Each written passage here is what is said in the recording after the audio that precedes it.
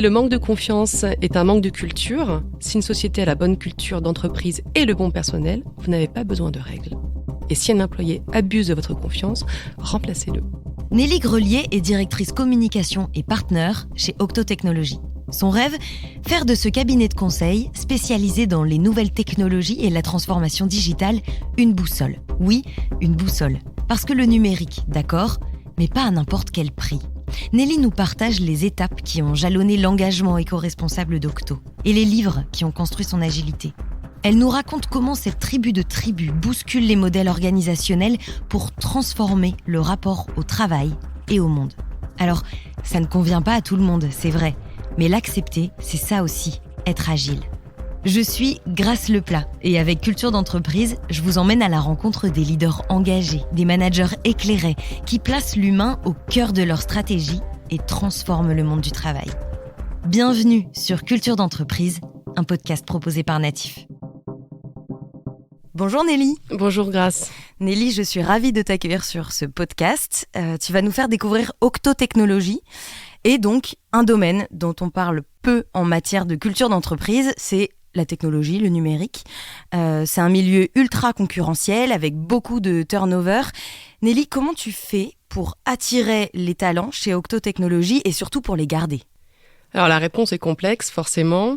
Ce qui va me venir en premier en tête, c'est on est assez reconnu sur le marché pour proposer une expérience du collaborateur, une expérience en termes de carrière différente. On est reconnu pour beaucoup d'expertise et on sait sur ce marché très tendu.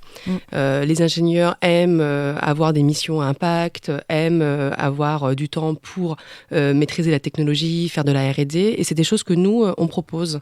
Donc en fait, notre promesse est très claire au niveau du marché. Et ce qu'on nous dit souvent quand on a des recrues qui arrivent, c'est ce qu'on m'a dit en entretien, ce que j'ai vu, en fait, c'est vrai. Donc concrètement, ça se passe comment dans l'organisation, dans les échanges au sein de l'entreprise ?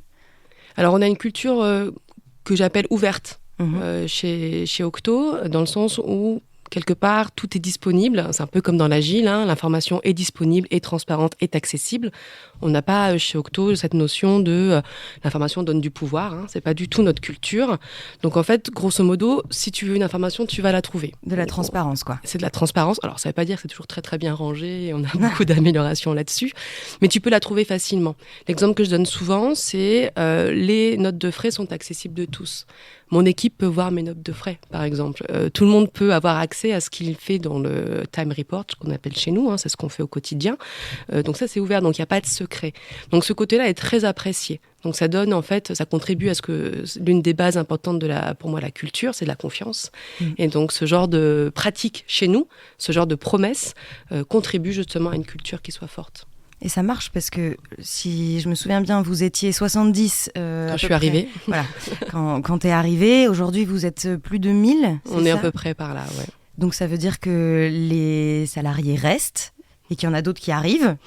Exactement. Alors les salariés restent dans cet univers très concurrentiel, comme tu dis, dans le milieu du conseil, on a quand même un turnover qui est assez grand. On est plutôt en dessous du marché. Donc ça, c'est plutôt bien.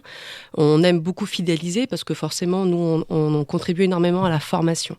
On a un programme chez nous qu'on appelle Octo School. Donc c'est quand on arrive chez Octo et qu'on est plutôt junior ou en reconversion, parce qu'on en a pas mal, on offre un programme de 9 mois où il y a plus d'1 mois de formation et ensuite de l'accompagnement en mode promo pour comprendre et pour apprendre ce qu'on appelle chez nous les gestes techniques, comment on fait du bon logiciel, comment on se comporte en entreprise, tout ce qui est soft skills et méthodo, dont l'agile, qui est très important. Dont on va parler un petit peu plus précisément plus tard. Ouais. Et donc du coup, nous, on contribue énormément sur l'apprentissage. S'il y a quelque chose dans lequel Octo vraiment met du cœur à l'ouvrage, investit énormément, c'est dans la montée en compétences, formation, mentorat, partage. Chez Octo, on partage énormément. Je pense que dans une semaine, il doit y avoir 4 ou 5 rendez-vous d'1 heure de partage.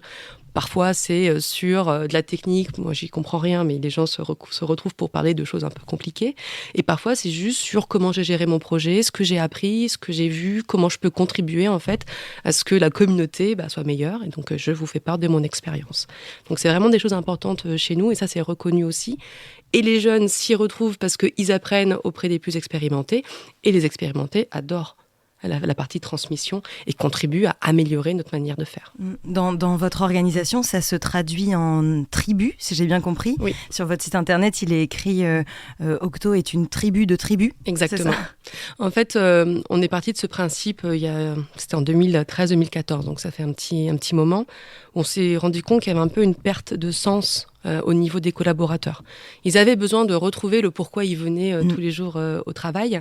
Donc on a travaillé et on a créé, moi ce que j'aime bien dire, c'est que en petit groupe, on a créé ce qu'on appelle un véhicule qui s'appelle la tribu, c'est-à-dire une équipe aura pour objectif un challenge, mettra des moyens et aura un leader qui sera à ce moment-là élu par ses pairs et donnera la direction. Nous, on a juste construit le véhicule, c'est-à-dire que forcément, il y a un objectif économique, il y a un objectif de croissance, de recrutement, de formation, mais la direction de ces véhicules-là était à la discrétion en fait de ces tribus.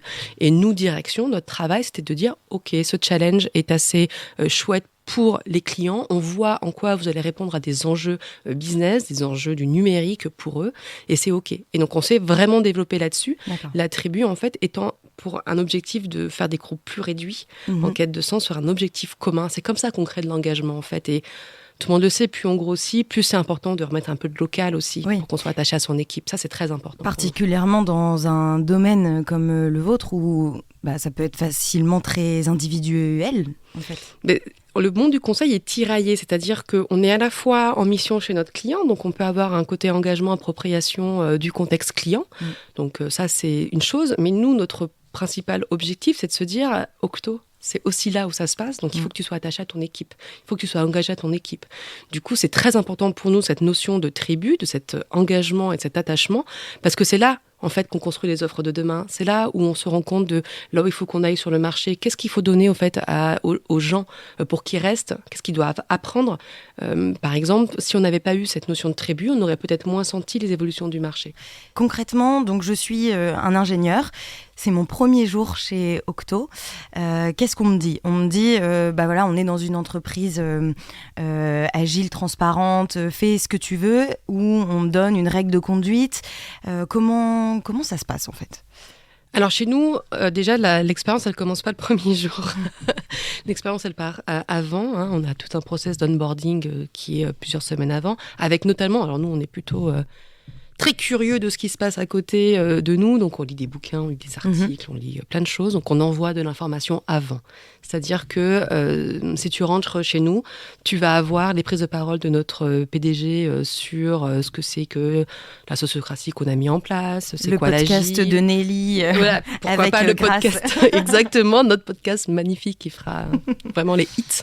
C'est sûr. C'est sûr.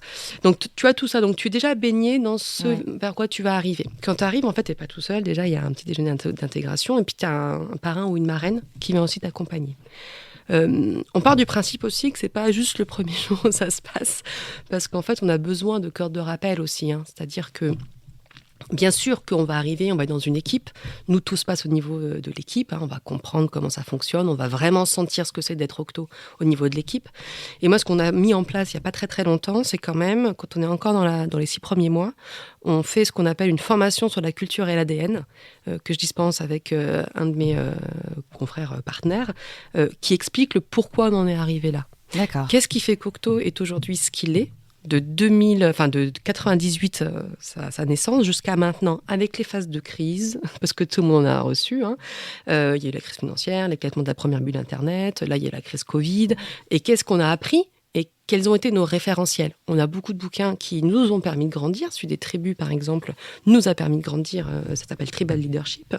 Et ça nous permet vraiment d'expliquer pourquoi on est nous et de le transmettre. Parce que c'est bien de sentir une culture, mais moi j'ai une conviction profonde qu'une culture, elle se raconte par des anecdotes, des mythes et des petits moments de vie qui font qu'on la prouve et qui font que ça reste en tête. Dans un des épisodes précédents, on a accueilli Emery Jacquia qui nous a parlé de la CAMIF et qui disait la culture d'entreprise, ça se vit. Oui. Donc c'est exactement ça. C'est qu'eux-mêmes, ils doivent comprendre et intégrer au final vos valeurs et votre culture. Exactement. Donc nous, elle se vit en équipe. Et nous, avec cette formation que l'on fait sur la culture ADN, on en explique en fait les sous-jacents, pourquoi on en est là. Et en fait, ces petites histoires, c'est vraiment très important parce que ça reste en tête. Et du coup, après, ils la transmettent aussi. Et c'est ça qui est chouette. Et alors, pourquoi vous en êtes là, justement ? À transmettre ? Non, pourquoi vous en êtes arrivé à construire cette culture d'entreprise-là ? Alors, elle était très forte depuis le début. On a quand même eu des fondateurs qui étaient un peu contre le modèle traditionnel de l'ESN, qu'on a appelé une SS2I auparavant, et qui partaient C'est quoi ESN ? ESN, c'est les sociétés de services, en fait, sauf qu'avant, ça s'appelait SS2I, ça a été changé, qui étaient contre ce modèle-là, qui a plutôt un modèle qui est les clients ont des besoins et on donne du CV et on place des gens. Nous, on est parti du principe que, en fait, c'est les personnes les plus importantes, c'est les consultants, donc c'est quand même la pierre angulaire de notre modèle. On est quand même plutôt sur le collaborateur first. Ça, c'est important pour nous, pour plein de raisons. Déjà parce que c'est eux qui font l'émission et que s'ils sont contents, ils vont bien bosser et puis nos clients sont contents. Oui. C'est quand même mieux de miser sur les consultants pour qu'ils donnent le meilleur d'eux-mêmes et qu'ils se sentent vraiment bien dans leur contexte mission. Et aussi parce que la meilleure manière de les fidéliser, c'est de donner de l'importance et de leur donner les clés pour être meilleurs en mission plus tard. Donc ça, c'est tout ce qui est R&D, formation, apprentissage. Et puis avoir ce sentiment d'appartenance, parce que c'est comme ça qu'on crée de la confiance entre les collaborateurs pour qu'ils coopèrent beaucoup plus et qui collaborent ensemble pour créer quelque chose de meilleur. Donc nous, en fait, dès le début, c'était ça. Okay. Et en fait, on marche aussi, on a beaucoup eu de grands principes. Je vais vous en donner un ou deux. C'est il vaut mieux demander pardon que la permission. Donc ça veut dire il vaut mieux entreprendre quelque chose qui te semble bien à toi. Ouais. Pour ton entreprise, fais-le. C'est le droit à l'erreur, quoi. Ouais, alors même mieux, parce que c'est-à-dire que tu as le droit de le faire parce qu'on t'a recruté, on t'a expliqué pourquoi tu étais là. Le why de l'entreprise, on en a écrit un nouveau là, on pourra en parler après si tu le souhaites. On te donne la direction que veut faire l'entreprise. Si tu penses que ce que tu vas faire va y contribuer, mais demande même pas à le faire, fais-le. Ouais. Et si, quelque part, tu t'es planté, c'est pas grave. Parce que comme ça permet de revenir sur le why, pourquoi, et ça permet aussi de savoir... quand même, ce qu'on dit souvent, c'est que le plus important, c'est pas la destination, c'est quand même le chemin. Donc, ce que tu as appris en te plantant, la prochaine fois, tu iras plus loin sur le chemin parce que du coup, tu auras appris. Et puis, tout le monde peut apprendre de ton erreur au final. Exactement. Et il faut, et d'où ça en général, alors, on fait un truc chez Octo, c'est un truc un peu de dev qu'on appelle le post-mortem. Ça va un peu flipper, mais ça n'a vraiment pas pour but de faire flipper. C'est d'expliquer quand il y a eu un échec. Alors, c'est un échec peut-être au niveau management, un échec au niveau d'un projet. On fait le post-mortem, c'est-à-dire qu'on revient sur ce problème, sur cet échec, pour expliquer pourquoi il est arrivé. Et ce truc-là, c'est-à-dire qu'on prend, on interviewe toutes les personnes qui étaient sur le projet, on essaie de leur demander pourquoi, qu'est-ce qui s'est passé, pourquoi en fait on s'est trompé. Et ensuite, on a une retranscription de tout ça, une explication, et c'est partagé à toutes les personnes qui ont fait le projet. C'est une manière de mettre l'intelligence collective au service d'une bourde, d'un échec, pour que demain, on ne refasse plus la même chose. On parle des erreurs possibles du coup des collaborateurs. Oui. Est-ce que vous aussi, les dirigeants, dans l'équipe dirigeante, les cadres, est-ce qu'il y a eu des erreurs aussi dans l'installation de cette culture agile, transparente ? Est-ce qu'il y a eu des crises qui parfois ont complètement remis en question aussi cette culture d'entreprise ou pas ? Alors oui, ça serait mentir de dire que non, oui. Ce que je peux dire, c'est que dans l'intention, on a toujours souhaité faire ce qui était le meilleur, mais dans les faits, il y a l'épreuve de la réalité, c'est pas forcément tout le temps évident.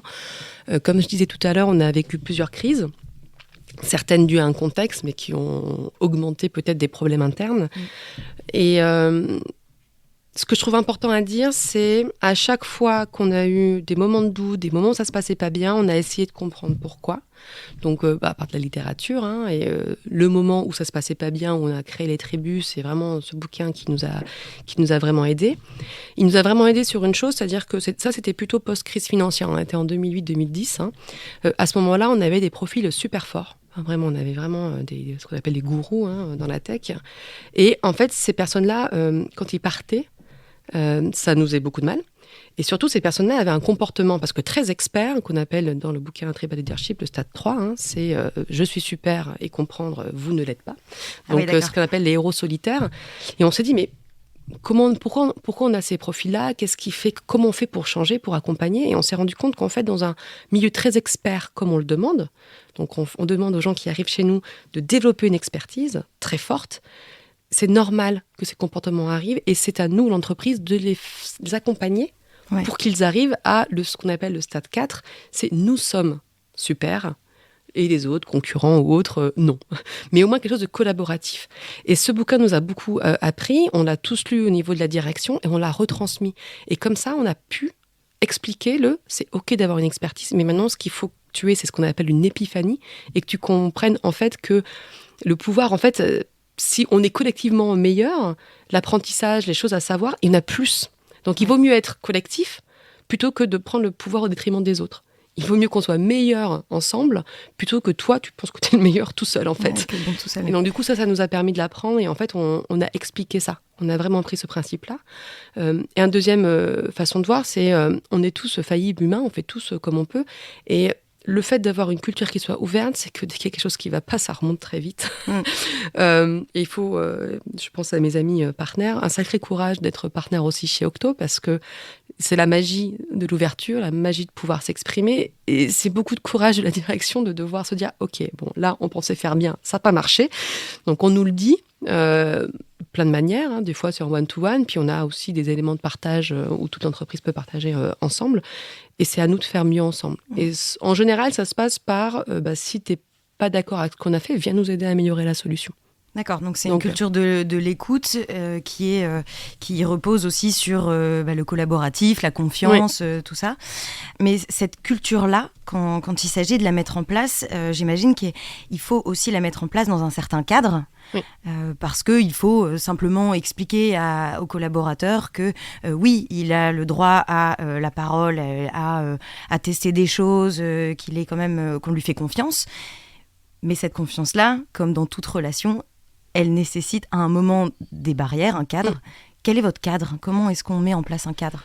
Alors nous, on part du principe, comme tu l'as dit, que pour que ça fonctionne bien, il faut qu'on ait un sens, une direction. C'est ce qu'on appelle le why chez nous. Il faut que ce soit... Le why, donc le pourquoi. Le pourquoi, ouais. Nous, on écrit ça, le pourquoi.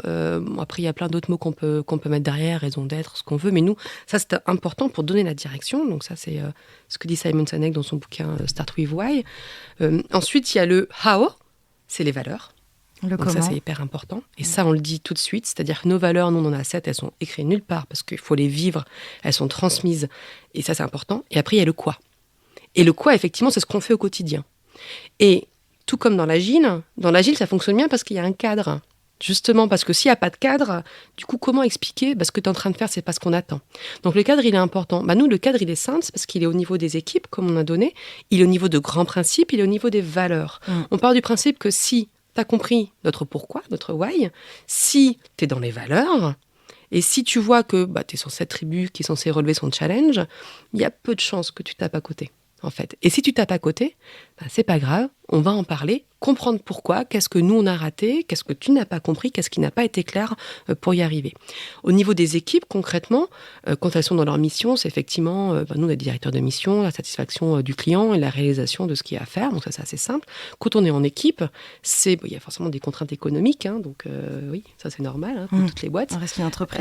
Mais il y a aussi des objectifs de transmission, d'apprentissage, de partage qui sont clairement établis et sont au niveau de l'équipe pour réaliser leur challenge. Donc ça, c'est important. Et après, nous, on part du principe que le cadre, forcément, il évolue. Donc, si à un moment, il n'est pas assez clair, il faut vraiment qu'on le répète. S'il faut qu'il évolue, c'est aux équipes de nous expliquer ce qui leur manque. Et après, nous, on fait en sorte que ça arrive. Le mot qui revient souvent depuis le début de notre échange, c'est le mot agile, entreprise agile. Est-ce que tu peux le définir ? Alors nous, on part du principe qu'une entreprise agile, c'est une entreprise qui est capable de mobiliser l'ensemble de l'intelligence collective pour générer de la valeur tout le temps. Donc on continue de manière itérative, comme on dit dans l'agile, et avec une économie de moyens et d'énergie. Tout ça, c'est chouette, et ça marche surtout si à l'intérieur, il y a de l'épanouissement des collaborateurs. C'est-à-dire qu'à partir du moment où tu as les règles du jeu, tu sais où tu veux aller, tu sais avec qui tu vas contribuer, normalement, si tu t'inscris là-dedans, tu vas prendre du plaisir et tu vas te sentir utile pour coopérer, collaborer, apporter ta pierre à l'édifice. Donc ça, c'est une définition. Il y en a d'autres, mais c'est notre définition de ce que c'est qu'une entreprise agile. D'accord. Est-ce que parfois, il y a des collaborateurs avec qui ça ne marche pas ? Et du coup, ça montre bien l'importance aussi du rôle RH. Bon, on le disait dans l'onboarding, certes, mais en plus de ça, dans l'accompagnement au quotidien pour travailler aussi avec leur personnalité et les faire grandir avec l'entreprise. Alors, Exactement. Nous, il y a le rôle RH, comme dans toutes les entreprises, il est important parce qu'il accompagne et puis il est là aussi pour sentir les signaux faibles, c'est important. Et nous, il y a l'équipe. Et c'est vrai que moi, je pense que pour que ce soit clair pour tout le monde, il faut que justement que ce soit affiché et compris vite pour savoir si ça match ou pas. Et c'est pas grave en fait. C'est-à-dire que si tu rentres chez Octo, qu'effectivement, t'es pas dans ce qu'on est en train de te raconter, tu ne t'y retrouves pas, c'est pas grave. C'est-à-dire que je pense qu'on aura réussi si très vite tu te rends compte que ça va pas matcher.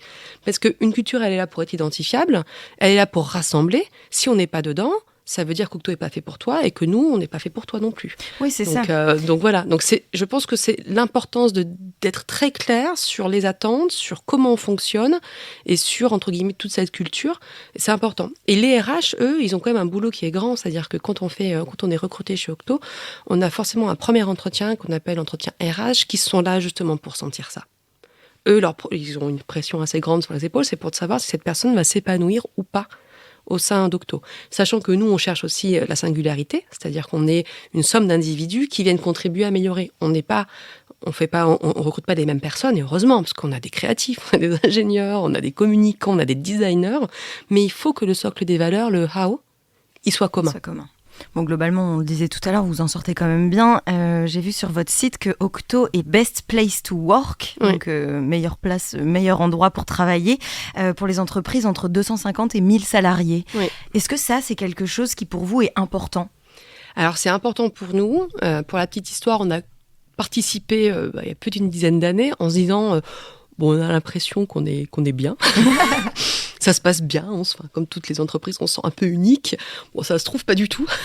Alors mesurons-nous avec quelque chose d'extérieur, de neutre pour comprendre. Et la première année, on est arrivé premier, on était moins de 300, et on était là en train de se dire c'est super. Ouais, c'est déjà bien, on était hyper fiers. Et on a pris la mesure aussi de ce qui était chez nous, entre guillemets, ce qui devait être normal, c'est pas du tout le normal d'autres sociétés. Et en fait, c'est pour nous, ce label, une manière de s'assurer que voilà, on n'est pas déconnant. On le fait régulièrement, pas tous les ans, c'est tous les 3 ans en général. C'est la petite piqûre de rappel pour savoir, déjà, est-ce qu'on s'est amélioré ? Parce qu'avec la croissance, on pourrait se dire c'est dilué, c'est plus compliqué, on est moins bien compris, et c'est un challenge au quotidien. Mais ça nous permet de se dire, voilà, on a ce rendez-vous tous les 3 ans. Est-ce qu'on est toujours bien dans les clous ? Et où est-ce qu'on s'est amélioré et où est-ce qu'on ne s'est pas amélioré ? 3-6 ans après, on était deuxième en disant, voilà, qu'est-ce qui pêche ? Qu'est-ce qui fait qu'aujourd'hui, on a baissé ? Alors, le classement, ce n'est pas forcément ça le plus important, c'est l'explication des résultats. Oui, c'est la remise en question derrière. Exactement. Et vu qu'on est toujours dans une démarche itérative d'amélioration continue, parce qu'on a trempé quand même dans l'agile depuis un moment, on s'était rendu compte là qu'il y avait un manque aussi de sens sur qu'est-ce qu'Octo fait au monde. On est avec des gens qui sont curieux, qui sont très au courant de ce qui se passe dans le monde, qui sont assez engagés. Et donc, c'était important aussi qu'Octo le soit pour accompagner ça. Oui, on voit dans les épisodes de Culture d'entreprise, justement, à quel point le besoin, la quête de sens des collaborateurs grandit, quoi. Oui. Aujourd'hui, tout le monde a besoin de trouver du sens dans son travail et que ce soit en corrélation avec son quotidien, ses valeurs. Ça m'amène justement au why. Tu en parlais tout à l'heure, le pourquoi. Tu disais qu'il a beaucoup évolué et que vous l'avez retravaillé récemment. Qu'est-ce qui a changé ? Ce qui a changé, c'était cette épiphanie qui s'est mise dans plein d'endroits différents 2019, c'est chouette, on est bien nous, on est bien avec nos clients, notre écosystème, mais qu'est-ce que cette boîte bien fait de plus avec ce qui est en train de se passer ? Il faut savoir que nous, ils manipulent la matière numérique. Tout ce qui est numérique peut régler des problèmes, mais quelque part, s'il y a trop de numérique, on voit l'empreinte qu'on peut avoir, l'empreinte carbone. Voilà, c'est savoir où la technologie est à sa juste place, où elle sert, entre guillemets, l'humanité, et où elle devient complètement inutile et il ne faudrait pas l'utiliser. Et donc, en 2019, j'ai lancé en interne des ateliers. On était une 50aine de personnes à essayer de rêver l'avenir d'Octo, la rêver d'un point de vue business, la rêver d'un point de vue culturel, mais la rêver d'un point de vue sociétal. Et on a été plusieurs à contribuer là-dessus. En même temps, il y a eu le Covid au milieu, il y a d'autres personnes qui se sont dit non mais moi, je veux faire des produits qui ont un impact, je veux faire des choses qui soient soit dans la citoyenneté, soit dans, je sais pas, le médical, soit qui vont régler des problèmes de l'humanité. Et tout ça, en fait, a été ensemble et c'est là qu'on s'est dit bon ok, notre why avant, il était très chouette, il nous a permis d'être ce qu'on est aujourd'hui. Mais maintenant, on a envie d'aller plus loin. Et je vais vous le lire, ce nouveau why, c'est dans un monde complexe aux ressources finies, nous recherchons ensemble de meilleures façons d'agir. Nous œuvrons à concevoir et à réaliser des produits numériques essentiels au progrès de nos clients et à l'émergence d'écosystèmes vertueux. Et ça, c'est censé nous accompagner 10 ans, au moins. C'est très ambitieux, hein, mais il faut de l'ambition. On me disait tout à l'heure, il faut du courage. Il faut du courage pour être agile, pour être transparent, à l'écoute. Il faut du courage aussi pour avoir une ambition comme celle-là. Exactement. Merci beaucoup, Nelly. On arrive à la fin de ce podcast, de cet épisode. Je t'ai demandé de venir avec une citation qui représente la culture d'entreprise. Est-ce que tu peux nous dire ce que tu as choisi ? J'ai beaucoup hésité entre deux. C'est souvent ça. Hein. Alors j'en ai une que tout le monde connaît, qui est celle de Peter Drucker, qui dit « Culture, it's strategy for breakfast ». Qu'on va traduire par la culture mange la stratégie au petit déjeuner, ce qui veut dire qu'elle est plus importante que la stratégie, qui veut dire que grosso modo une stratégie peut être copiée, etc. La culture non. C'est ce qui fait le sel des entreprises, c'est ce qui fait la différence. Mais c'est pas celle-ci que j'ai envie de donner parce qu'elle est un peu plus connue. C'en est une que j'ai trouvée assez forte, en tout cas dans mes convictions, dans un livre que j'ai lu d'Isaac Gates qui s'appelle Manager sans ego. Qui est un peu cash, mais elle me ressemble un peu, qui est le manque de confiance est un manque de culture. Si une société a la bonne culture d'entreprise et le bon personnel, vous n'avez pas besoin de règles. Et si un employé abuse de votre confiance, remplacez-le. Ah oui, dis donc, il faut savoir ce qu'on veut en fait. C'est cash et je pense qu'il y a de la nuance, c'est-à-dire que quand vous avez l'impression que quelqu'un ne fait pas ce que vous attendez de lui, il faut déjà passer par réexpliquer pourquoi, comprendre. Comme on dit, on a le droit à l'erreur répétée, non ? Oui, non, mais c'est exactement ça. C'est ce qu'on se disait tout à l'heure. C'est si quelqu'un ne convient pas à cette culture d'entreprise-là, il n'y a pas de honte. Non, c'est OK. Et heureusement. On est tous différents et heureusement. Et puis, tant mieux pour vous et pour lui qu'il s'en aille finalement. Tout à fait. Eh bien, merci beaucoup, Nelly, pour ces belles citations, parce que du coup, on a eu les deux. Oui, c'est vrai. J'ai un peu triché. Pour toutes ces informations sur l'agile, qu'est-ce que c'est, la culture de l'écoute, le droit à l'erreur, le droit de ne pas savoir, et puis cette notion de courage, c'était hyper intéressant. Importante. Merci beaucoup. Merci, Grace. Et merci à vous de nous avoir accompagnés tout au long de ce podcast. N'hésitez pas à le noter et à le partager autour de vous. Je suis Grace Leplat et chez Natif, nous aidons les organisations à renforcer leur culture d'entreprise par l'audio. Rendez-vous sur natif.io. Quant à moi, je vous donne rendez-vous dans 15 jours.